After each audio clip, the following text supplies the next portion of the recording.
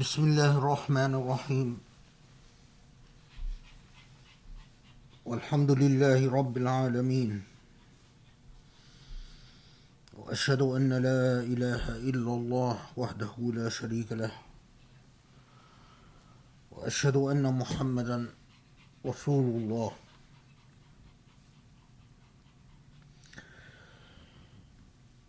وسبحان الله العلي العظيم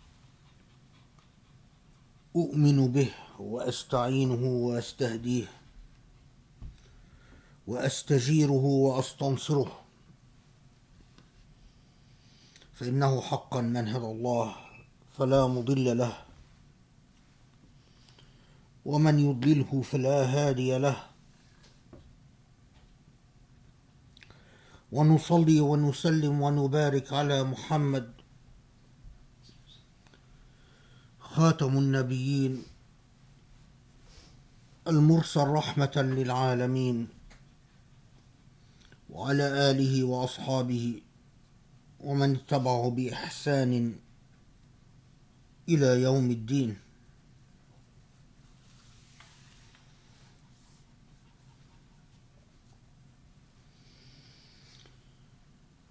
We are in the blessed month of Dhul Hijjah,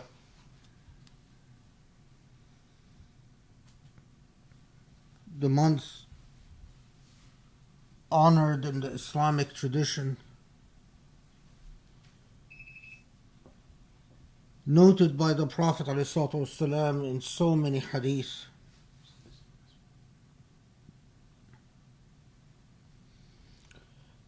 A month in which the shedding of blood is strictly prohibited, especially prohibited, and a month in which good deeds are rewarded manyfold, and in which Muslims are exhorted to avoid sin and wrongdoing with an especial zeal and energy, and to do good in every possible way. Of course, the month of Dhul Hijjah has a special status because it is the month of the pilgrimage of Hajj, the pilgrimage to Mecca.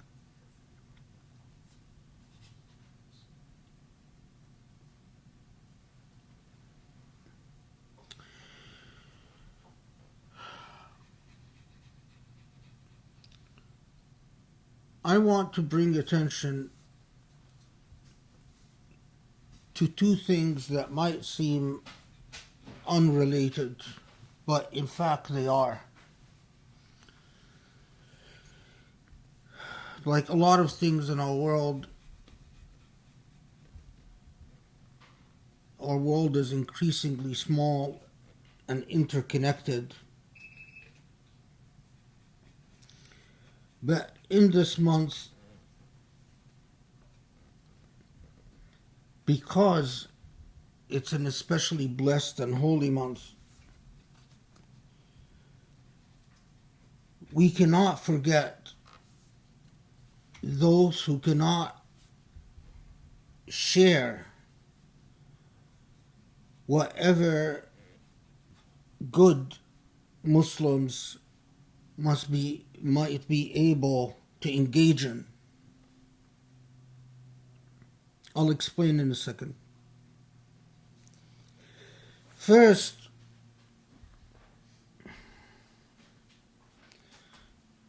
there is a reality that has crept into existence and has become a fact in Mecca, a reality that is directly experienced by those who visit Mecca in these days. Of course, we are under the circumstance of the coronavirus and the pandemic, and Hajj this year has been limited and restricted. Unlike other years, there are not going to be millions visiting Mecca. But the reality that I speak of is the commercialization of Mecca. The last time I visited Mecca, which was in the 80s, early 80s. No, actually, I visited Mecca in the 90s, I forgot. I visited Mecca in the 80s and in the 90s.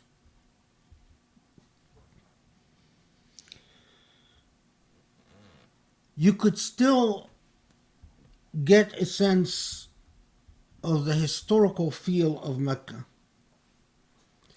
It was still a fact that for the most part, even in the 90s, early 90s,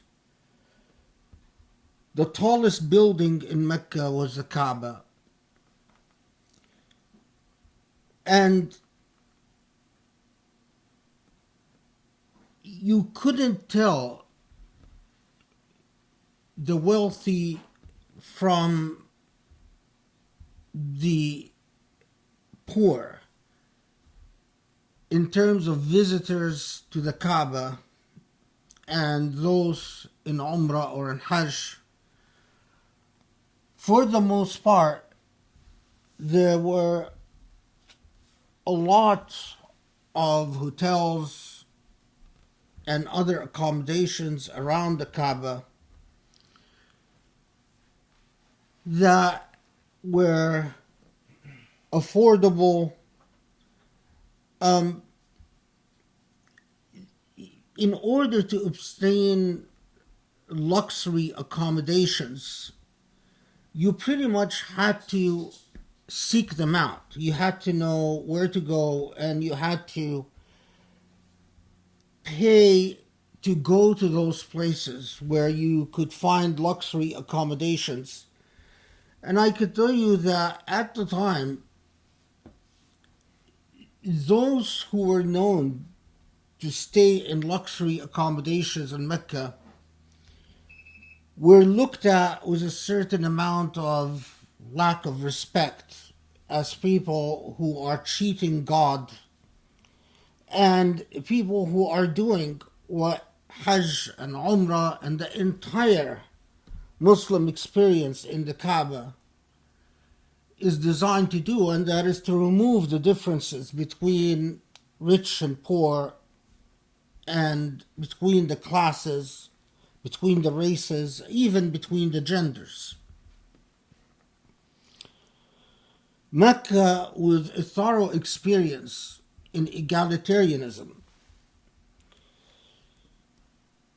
If it hadn't been for the fact that in the 80s and the 90s, you could tell that there were people who have come from different parts in the world, were living as undocumented aliens basically, or in an illegal status around Mecca, and you could tell that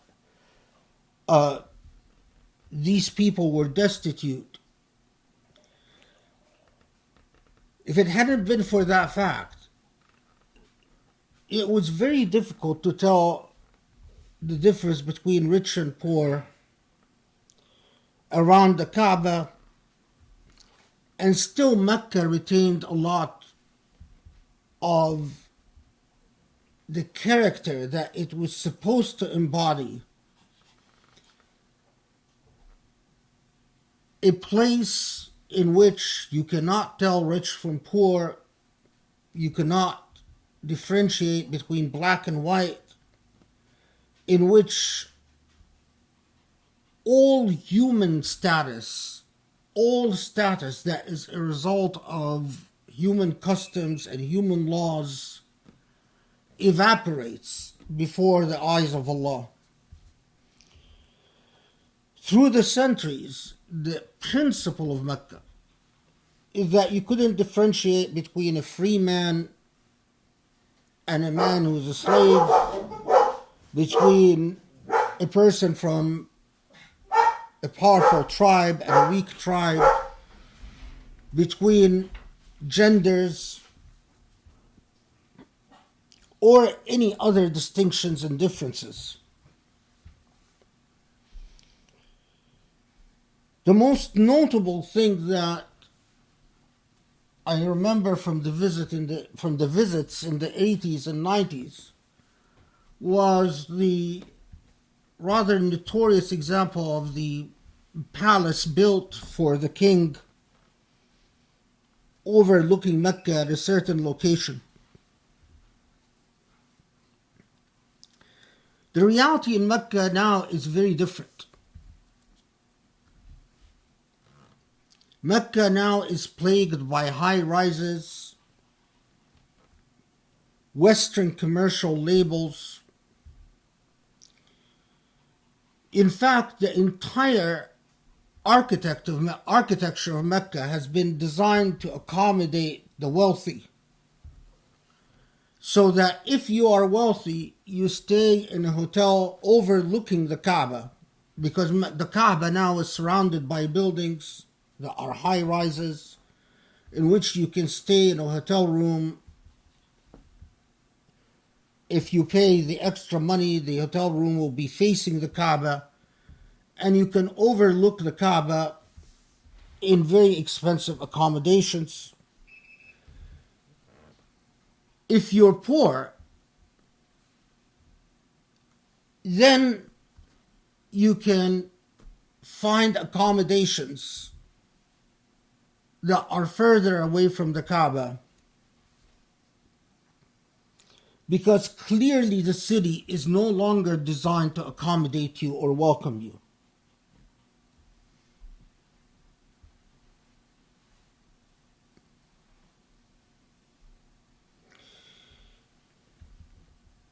Some of us might not want and might resist drawing a connection between the pandemic and other things that had transpired in recent months and recent years in Mecca.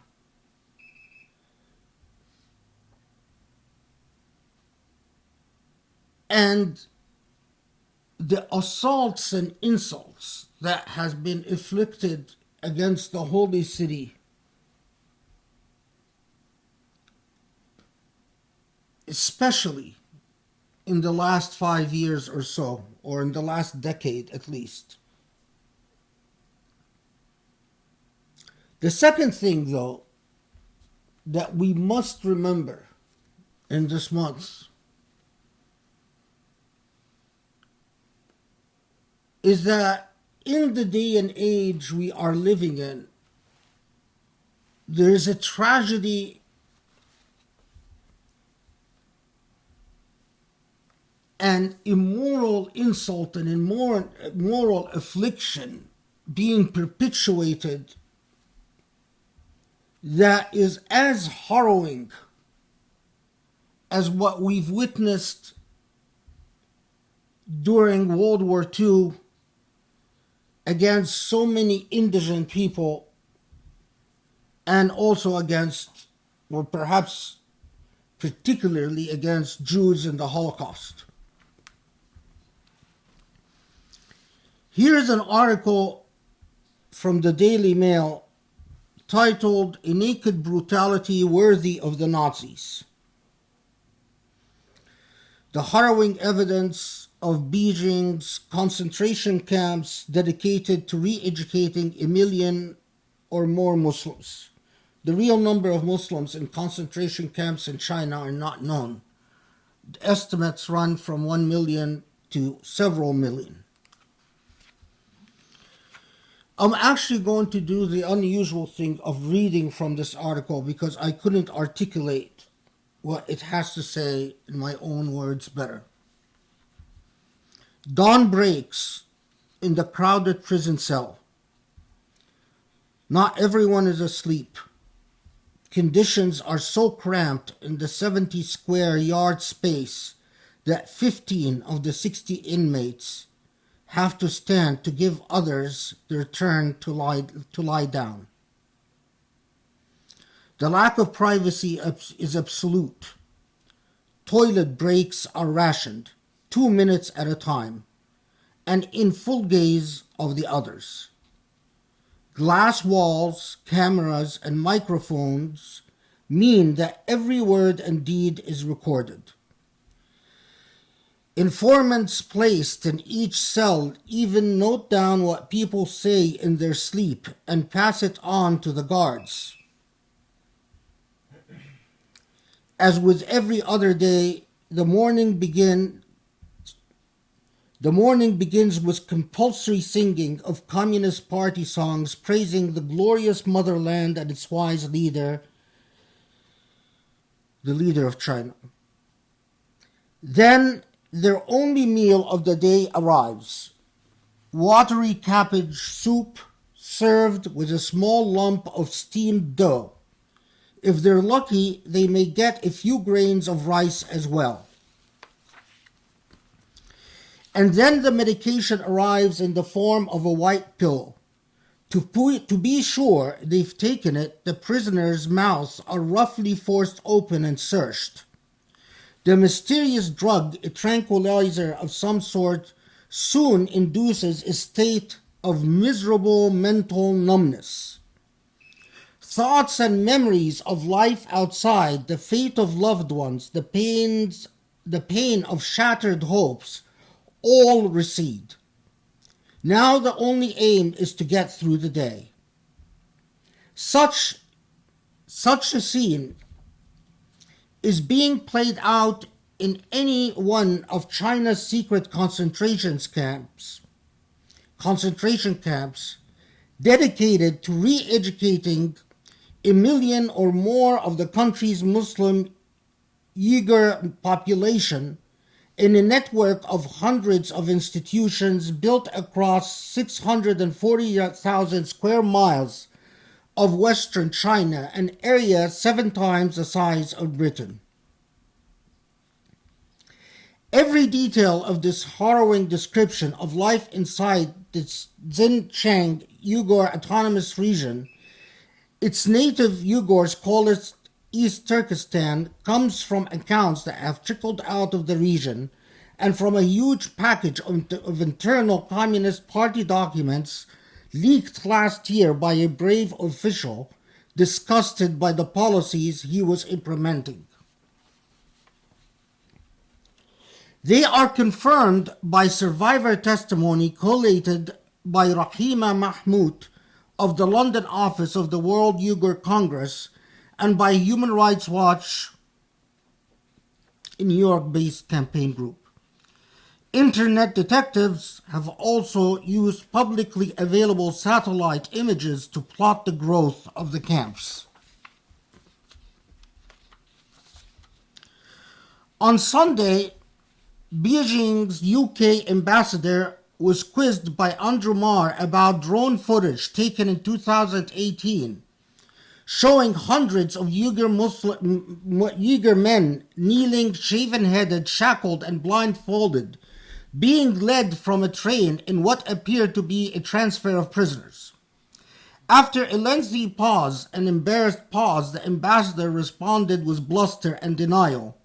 Uyghur people enjoy peaceful, harmonious coexistence with other ethnic groups of people, he insisted, dismissing the footage as so-called Western intelligence.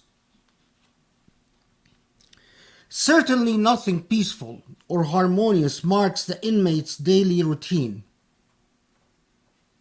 Morning is indoctrination. Inmates, hundreds of them, all shaven-headed, sit in a vast echoing room listening to hours of lectures on the evils of religion. The instructor's words are broken by rhythmic chanting of Communist Party slogans. All communication is in Chinese. For the inmates to mutter even a word in their own ancient language, a dialect similar to Uzbek, would be a sign of defiance and bring terrifying retribution. The monotony of the lessons is mental torture. At the end of the class, inmates are asked, "Is there a God?" The only permitted answer is no. Every waking moment is an onslaught on their cherished beliefs and traditions. The half-starved inmates are even forced to eat pork and drink alcohol in defiance of their Muslim faith. Afternoon brings interrogations. To break their mental resistance, inmates are forced to watch each other being tortured before their own sessions of questioning. They are made to denounce friends and family, to confess to fictitious crimes such as bomb making and espionage, and to express abject contrition, even for such harmless acts as having a copy of the Quran. Any resistance brings beatings, electric shocks, and sleep deprivation. Nakedness is another dehumanizing tactic. Nudity is taboo in Islam, but prisoners of all ages are made to parade before each other and in view of the guards. For women, humiliating gynecological inspections are mandatory. Rape is routine.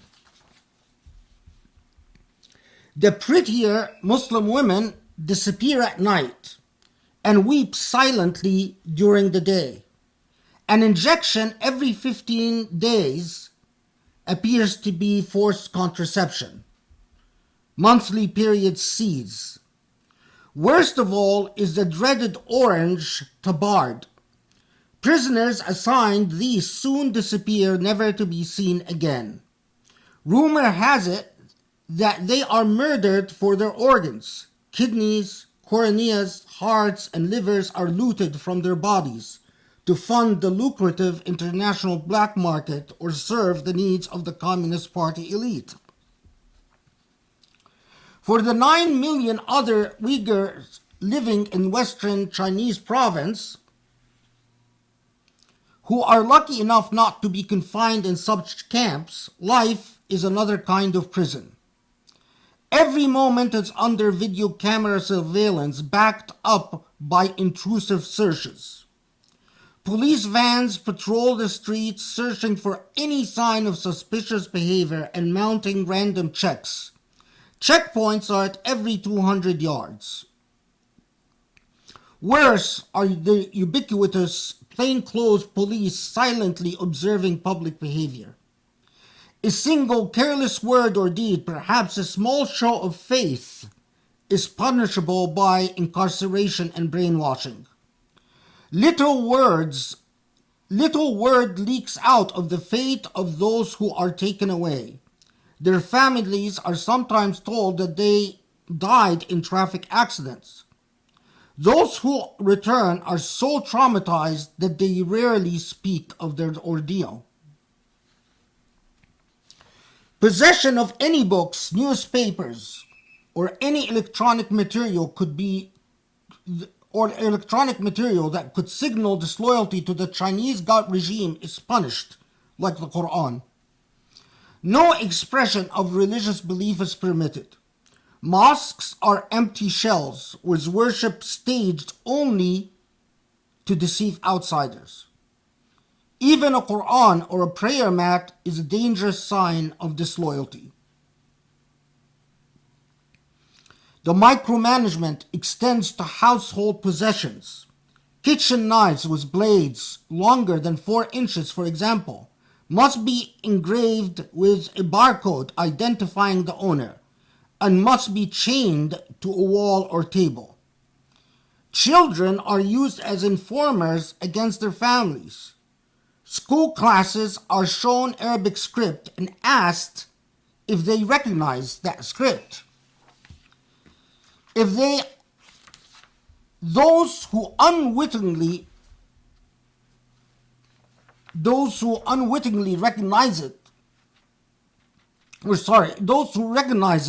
have unwittingly highlighted their families are believers who read the Quran, which results in the kidnapping of their family and their disappearance.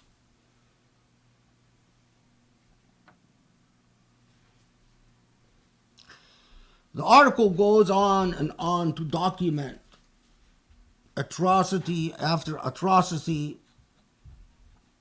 And in fact, we even come to this.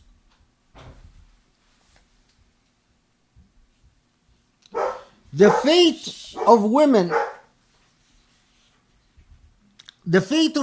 left at home when their menfolk are sent to camps is particularly horrific. The men are sent to work camps and the women left behind. This is what happens to them. They are assigned a Chinese official to live in their home to monitor the family. These officials intrude into every aspect of domestic life and often insist on occupying the empty place in the marital bed. Such grotesque abuses of human rights have been underway for years, but they have leaped into public view in the West thanks to dogged work by investigators and the bravery of those who have fled.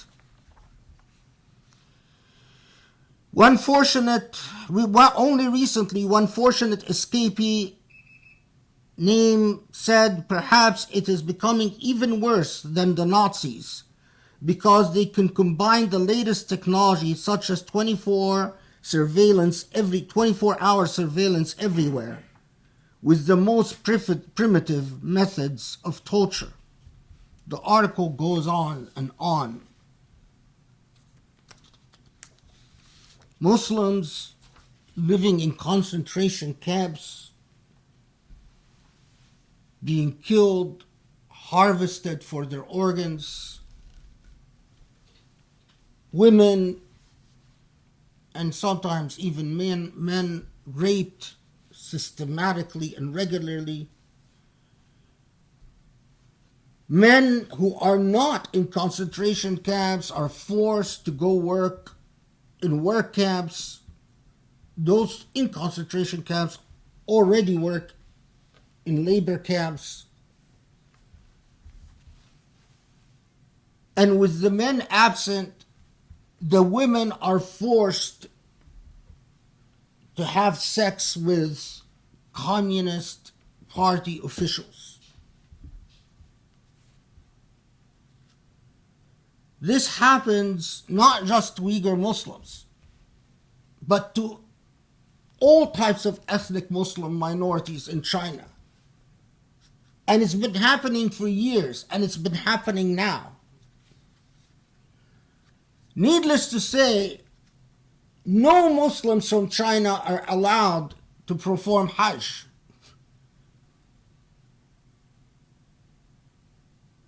When I was in Mecca, in my 80s visit, one of the things that I remember very distinctly is meeting Muslims from China in Mecca.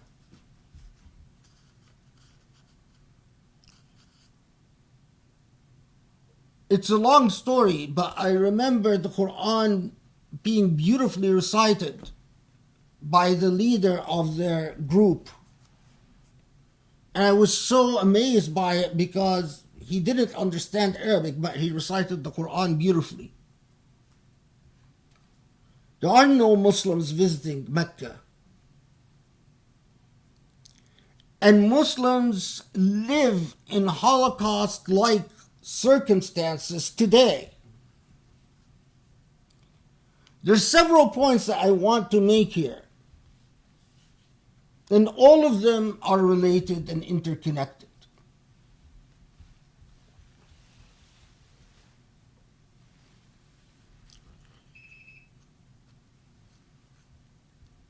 No ifs, ands about it. We must clearly understand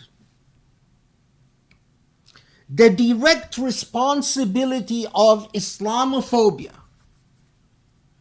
and Islamophobes for the escalation in human rights violations against Muslims around the globe. The responsibility is direct and non-negotiable. Let us all remember that before 9/11, influential academics in the United States and in Britain, which carry the beacon of human rights around the world, proposed the clash of civilization thesis, a thesis which ultimately, whether intentionally or not, deprecated and degraded Muslims. Let us all remember that at the time the Bosnia genocide was going on, academics like Bernard Lewis wrote of the irreconcilable differences between Islam and Muslims and modernity. And let us all remember that after 9/11, Bernard Lewis wrote what went wrong, tarnishing the entire Muslim population around the world as flawed and defective and dangerous unless they reform and change. But let us all remember that it was Islamophobes that tore down the wall of civility that restrained racists and bigots in their animosity and hostility towards Muslims. Islamophobes taught that Muslims are a dangerous people.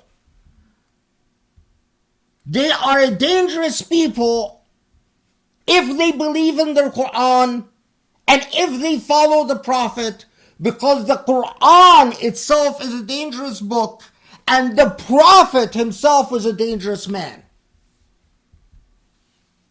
And let us all remember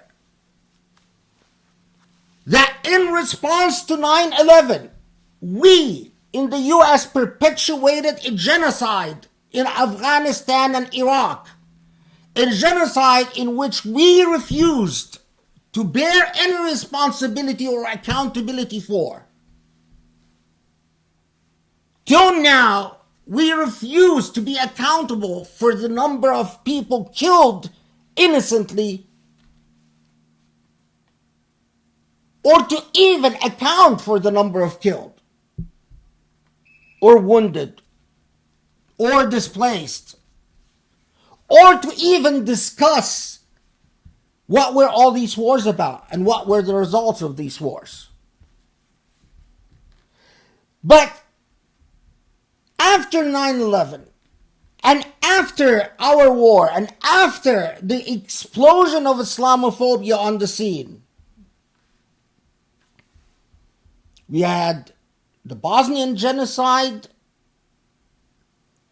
followed by the Rohingya, the genocide in Burma, the persecution of Muslims in Kashmir, the obliteration of Muslims in Chechnya, and of course, what developed in China. And the thing we notice about one genocide after another is the language of the persecutors is practically indistinguishable from the language that the Nazis used against the Germans in World War II. And it is also indistinguishable from the language of Islamophobes like Daniel Pipes and Robert Spencer, in the United States and Britain and France and elsewhere. It is clear that Muslims are persecuted because of the same thought paradigms that spread like an evil plague in the minds of racists and bigots around the world.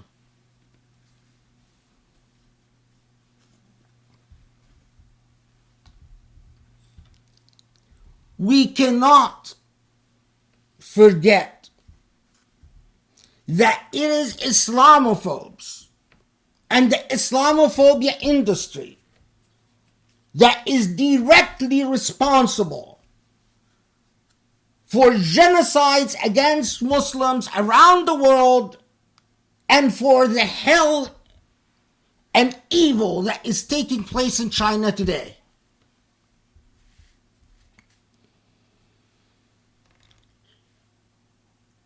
The second point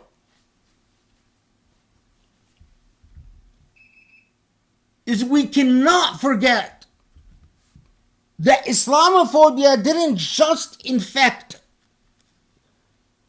the communist Chinese or the fascist government in Burma or the fascist government in India, but it even infected the minds of Muslims themselves. So that we see the Emirati government talking about political Islam as if it is fascist Islam. And hearing the president of a major Muslim country like Egypt talk about 1.6 billion Muslims being a burden upon the world and a threat to the world. This is Sisi of Egypt, making the assumption that unless Islam is reformed, then the 1.6 billion Muslims are a threat to the world population.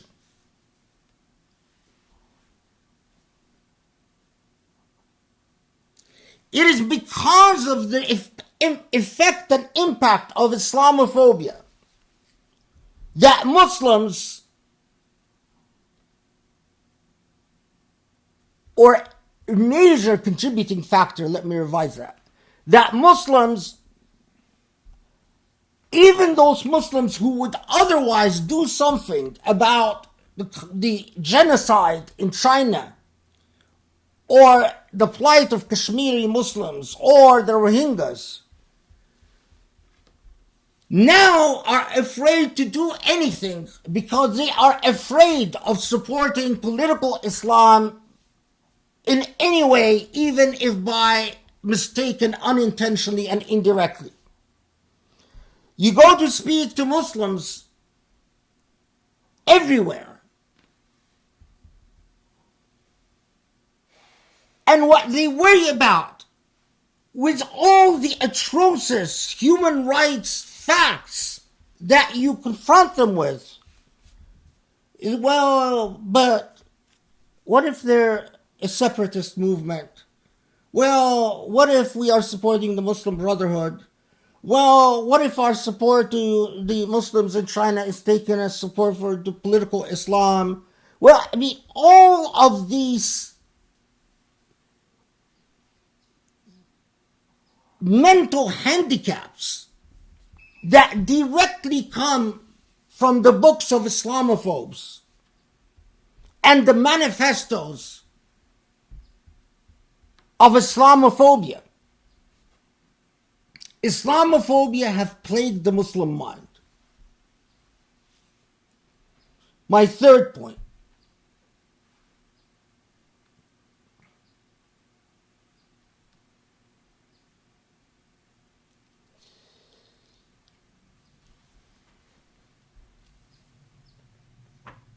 Islamophobes are directly responsible Islamophobia has penetrated the Muslim heart and soul. We have become racist against ourselves. We have become bigots, self-hating bigots. But third,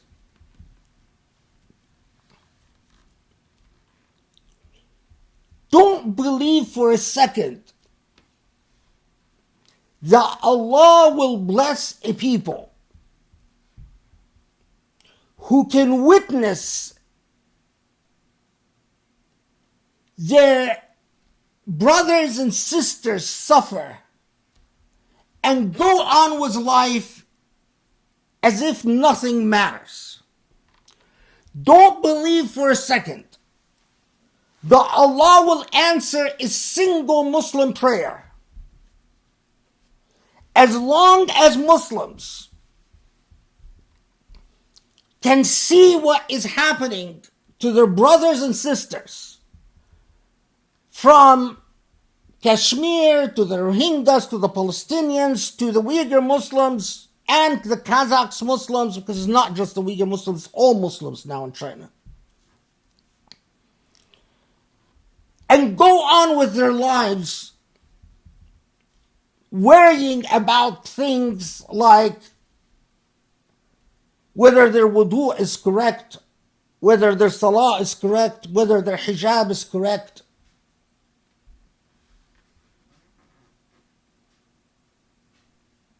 If the Prophet ﷺ taught that Muslims are as if a single body, what do you say about a people who walk around with their arms rotting and their legs rotting and they go on shattering as if they haven't noticed?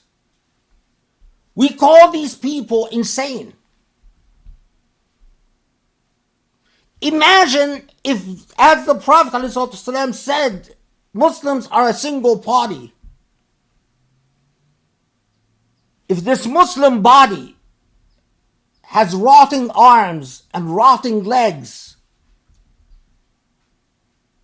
and it goes on oblivious to the rot,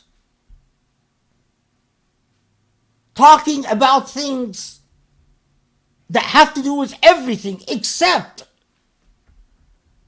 what afflicts it and what plagues it, do you think God is going to respond or look at those people?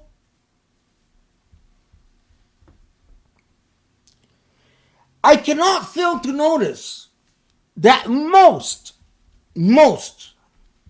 of what we know about the plight of Chinese Muslims comes because of the efforts of non-Muslims. Comes because of the efforts of non-Muslims who are committed to human rights. And that's obscene. But what is even more obscene is the fact that Muslims in Kashmir, Muslims in Burma, Muslims in China have been betrayed by the vast majority of Muslims in the world. We are all aware of how Muslim countries supported the Chinese government's policies and their concentration or quote-unquote re-education camps. Do you think Allah will accept the Hajj of a people that went to the persecutor, to the Nazi in China, and said, God bless you, we're fine with what you're doing? And do you think it is possible, is it possible, that it is because of that Allah sent the pandemic to inflict the Hajj of this year and cripple it?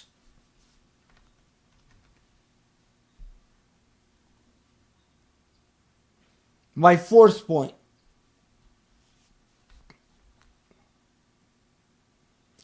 The Mecca of today, the Mecca of high rises with Western commercial labels,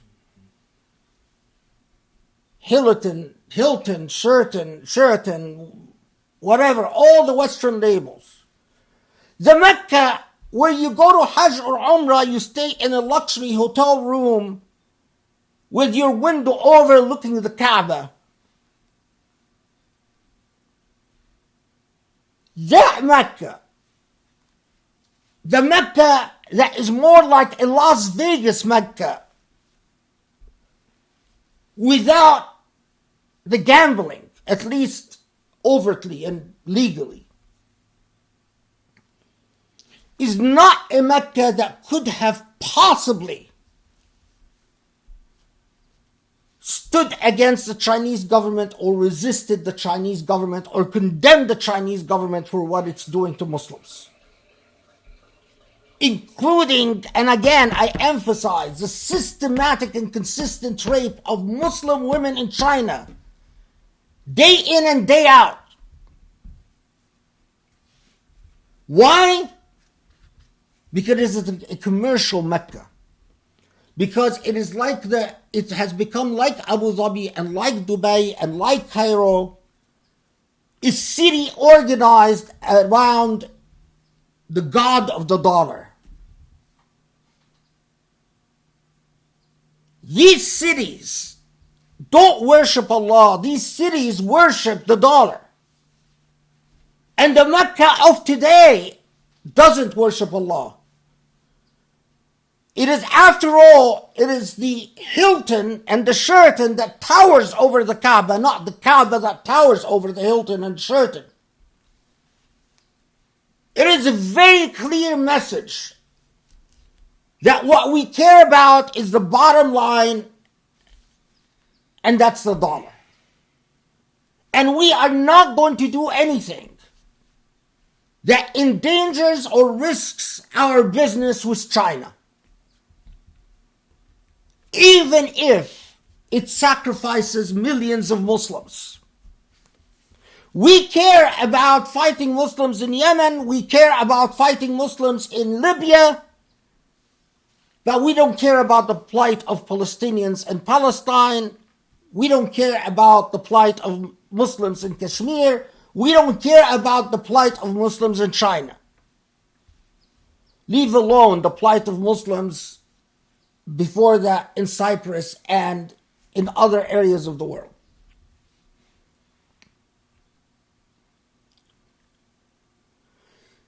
We cannot simply assume that this is another Dhul Hijjah, just like any other, with blissful ignorance.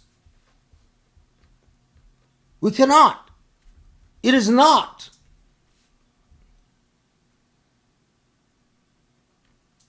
My final point about this. There is a major effort, sadly undertaken largely by non-Muslims,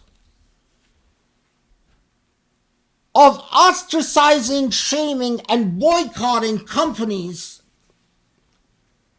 that do business with Chinese companies that use Muslim forced labor.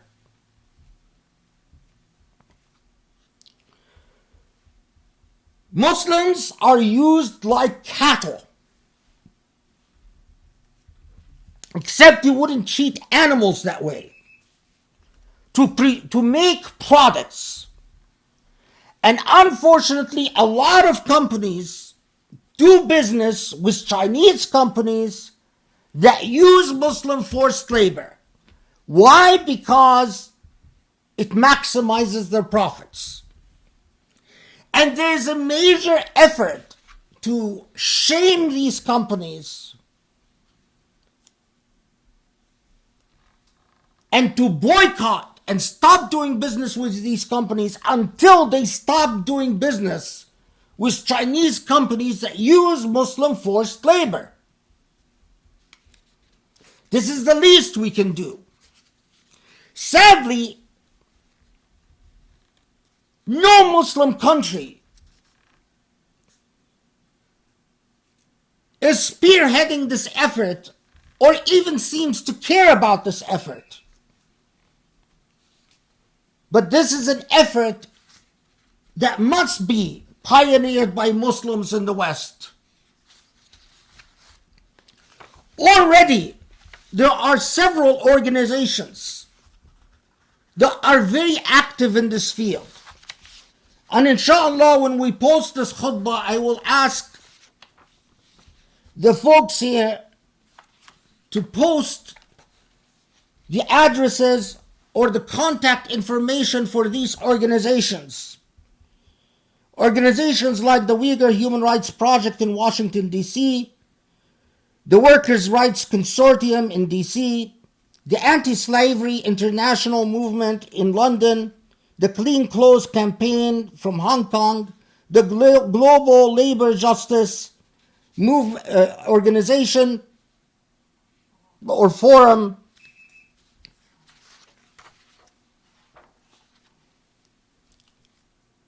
these organizations need our support and need our active engagement. Because the list of businesses that profit from the misery of Muslims is shocking and horrendous. Here's a partial list of companies that profit from the enslavement of Muslims, the torture of Muslims, and the rape of Muslims. Abercrombie and Fitch, Adidas, Amazon, Badger Sport, CNA, Kofra Holding, whatever, Calvin Klein, Carter's, Cerruti 1881, Costco, Cotton On, Dangerfield, Esprit, Fita, Gap, H&M, Hart Schaffner Marks, IKEA, Jack and Jones, Jean Sweat, LLB, Lacoste, Li Ning, Marks and Spencer, Mayer, Muhi, Nike, Patagonia, Polo Ralph Lauren, Puma, Skechers, Summit Resource International, Target Australia, Tommy Hilfiger,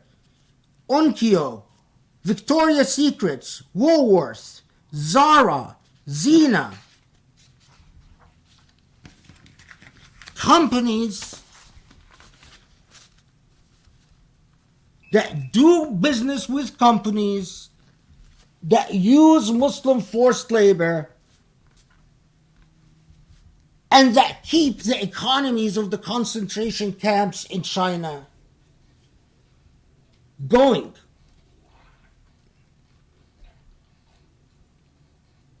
I am embarrassed every time I raise my hands to Allah and pray, because I know that at the same time that I eat and do whatever I do and watch my family do whatever it does, there are Muslim families that live on a bowl of cabbage soup and women who are raped regularly every single night just because they have a copy of the Quran or they dare say what we say so leisurely, Ashhadu anna la ilaha illallah anna Muhammadan Rasulullah. And because I know that the Muslim capitals of today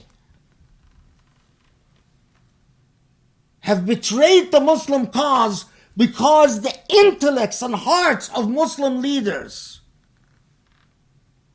don't kid yourself, the intellects and hearts of Muslim leaders around the world have been infected with Islamophobia and Islamophobic assumptions and Islamophobic arguments and Islamophobic attitudes.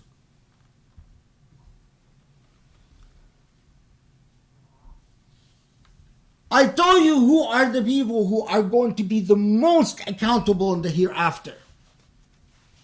The people who are going to wish that they were in a different state, in a different circumstance, in a different condition in the hereafter.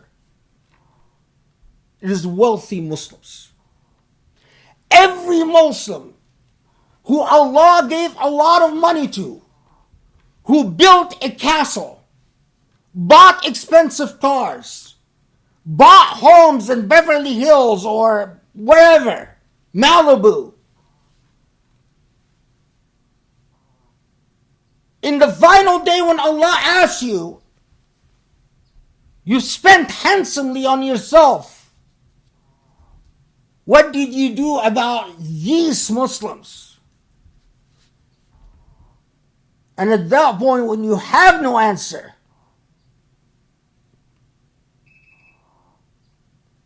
you fill in the blank.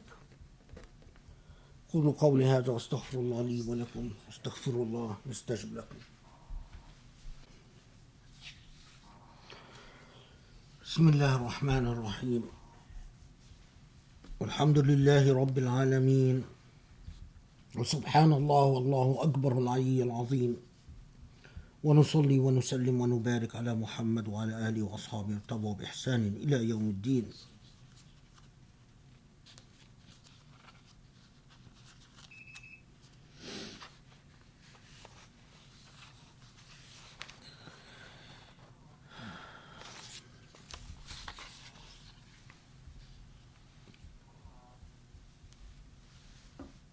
The wise person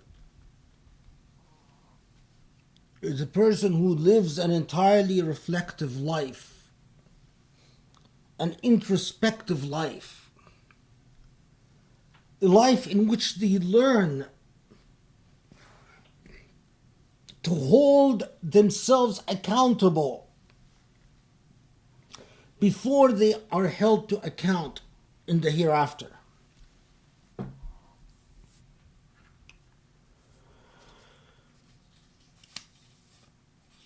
One of the stories that has stayed with me, that I read in Kitab At-Tawabin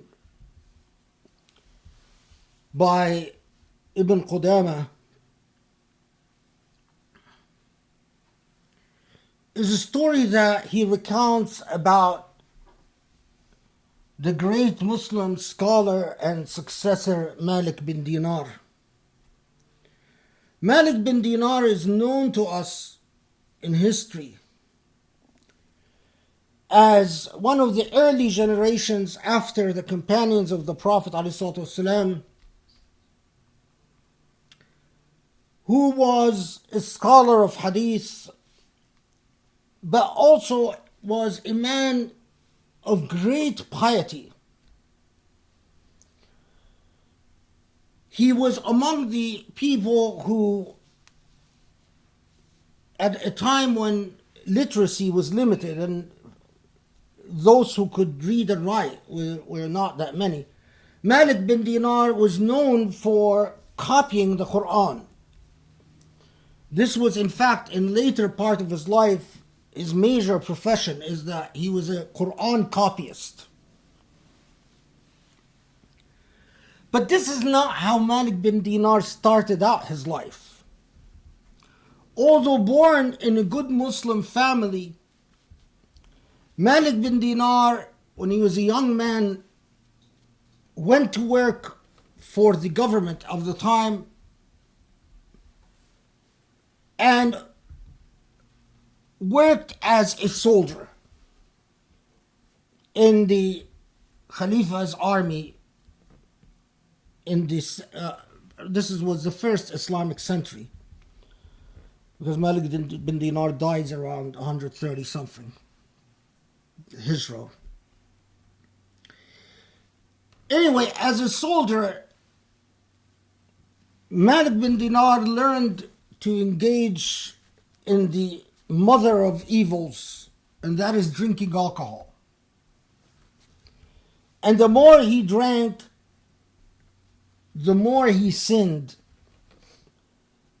And the more he sinned, the more he hated himself. And the more he hated himself, the more injustice he committed against innocent people.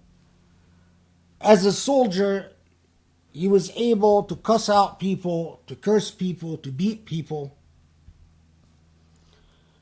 and to keep on drinking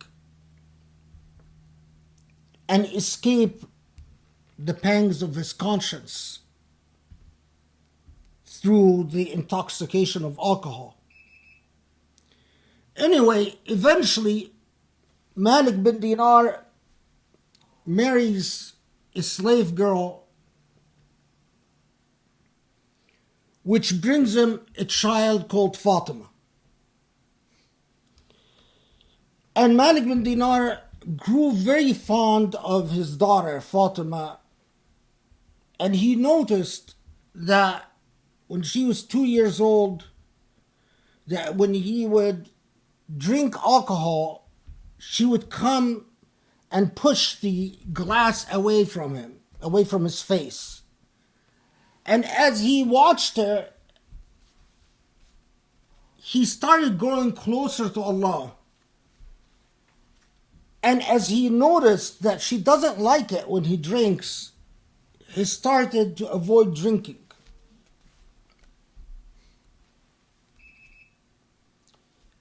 And she became the light of his life. Playing with Fatima was the joy of his life, so much so that he quit his job as a soldier with the army or a policeman with the government and started praying again and started trying to revise and reform himself. When Fatima was about 3 years old, or actually towards the end of her, halfway through 3 years old, Fatima suddenly got sick and died. And Malik bin Dinar was crushed by the death of his daughter. But like a lot of people in this situation, Malik bin Dinar was angry. Here is the girl that finally started getting him to change his behavior and his conduct, to come back to Allah, and she dies. Malik bin Dinar then became very angry and very upset, very despondent, and he went back to committing sins much worse than he was before he got married and before the birth of his daughter.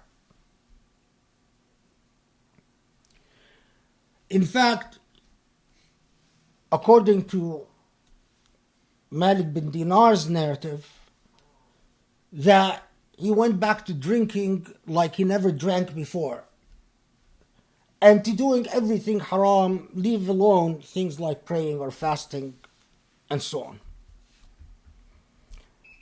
One night, after a heavy session of drinking, consuming alcohol and being drunk, he passes out and he has the following dream. He dreams that the skies are dissolving and the ground is cracking and breaking up. And lo and behold, he finds himself, he knows that it is the final day, and he hears names being called by a roaring voice. And as people go up to that voice, he sees their faces darken and blacken. And he is terrified in the nightmare of hearing his name being called. But then he hears his name being called, and he starts trembling, and he notices that his face is blackening, is darkening and becoming black. At the moment that he starts approaching the source of the voice, he suddenly sees a big, terrifying creature looking like a massive snake lunging towards him. Terrified, he starts running. But wherever he runs, that monster, snake-like monster, is after him. Can't find refuge anywhere.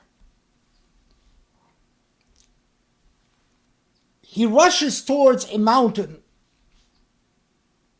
and going in the passageways of this mountain, he comes upon an area where he finds an old, frail man. A frail old man sitting. And Malik bin Dinar then yells at the man, "Save me, the monster is after me." The man says, "I am an weak old man.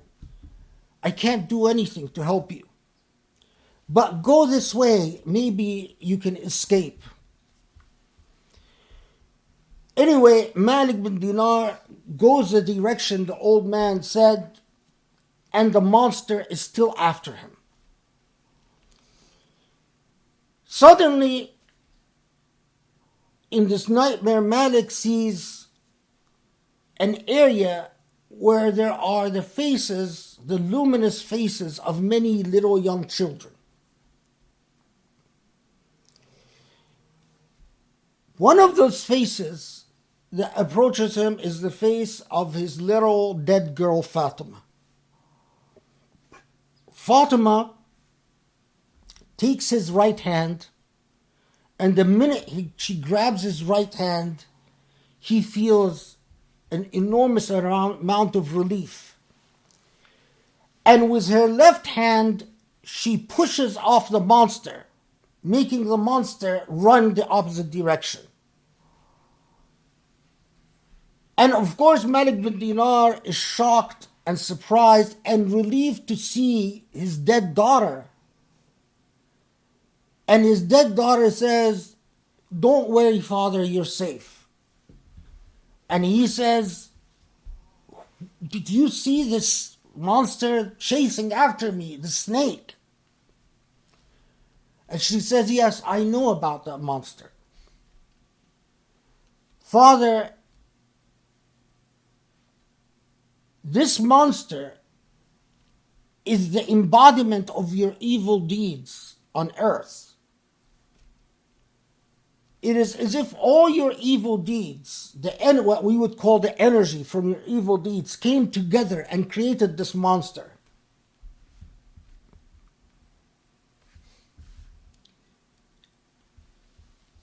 And the old man you met on the way here, the man who couldn't help you, that was the embodiment of your good deeds. If your good deeds were more enormous, more significant, that old man would have become a young, strong man who could have saved you from the embodiment of your evil deeds. But your good deeds are weak and insignificant. And so they became this weak, frail old man who couldn't help you. While your bad deeds are so significant that they became this monstrous snake that is bound to consume you and destroy you." And then his daughter told him, recited the Quranic verse from Surah Al-Hadid, "أَلَمْ يَأْنِ لِلَّذِينَ كَفَرُوا أَن تَخْشَعَ قُلُوبُهُمْ لِذِكْرِ اللَّهِ." Isn't it time for those who have sinned, those who have gone astray? Sorry, أَلَمْ يَأْنِ لِلَّذِينَ آمَنُوا أَن تَخْشَعَ قُلُوبُهُمْ لِذِكْرِ اللَّهِ. Isn't it time for those who say they believe, for their hearts to submit and repent to Allah subhanahu wa ta'ala. At that point, Malik bin Dinar wakes up from his dream, drenched in sweat, terrified by the scenes of hell he's seen, and at the same time relieved that he had a 3-year-old daughter that died to save him from his fate. So he watches up and he goes to pray Fajr at the mosque. And at that Fajr prayer, the Imam recites, أَلَمْ يَأْنِ لِلَّذِينَ آمَنُوا أَن تَخْشَعَ قُلُوبُهُمْ لِذِكْرِ اللَّهِ. Isn't it time for those who say they believe that their hearts submit to Allah subhanahu wa ta'ala? And Malik bin Dinar realized that Allah is speaking to him through the nightmare, and he started weeping. And from that day on, Malik bin Dinar became on his path to be a man remembered in Islamic history for his piety. He became literally a beacon of piety.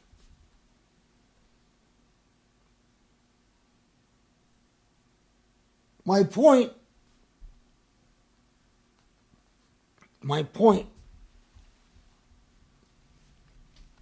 is it is never too late to change the course of our behavior.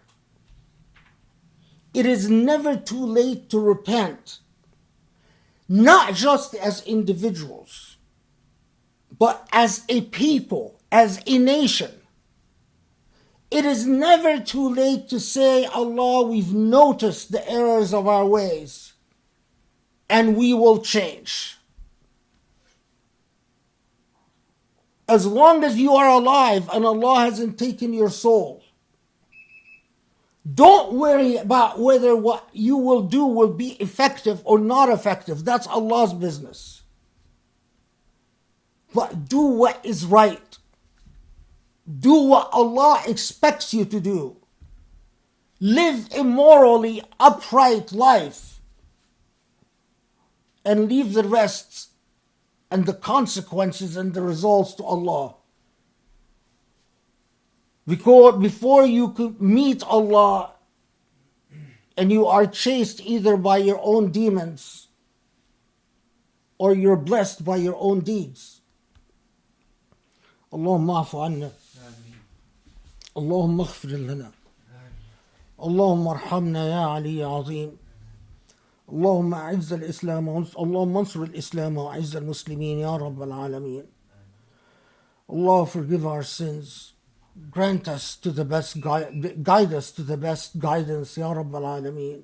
Grant us your light and forgiveness and your blessings. Grant us wisdom to reverse the course of our lives and make these lives more beautiful and more devout and more holy. Ya Ali Ya Azim. وصلي وسلم وبارك على محمد وعلى آله وأصحابه الطاهرين بإحسان إلى يوم الدين وأقم الصلاة.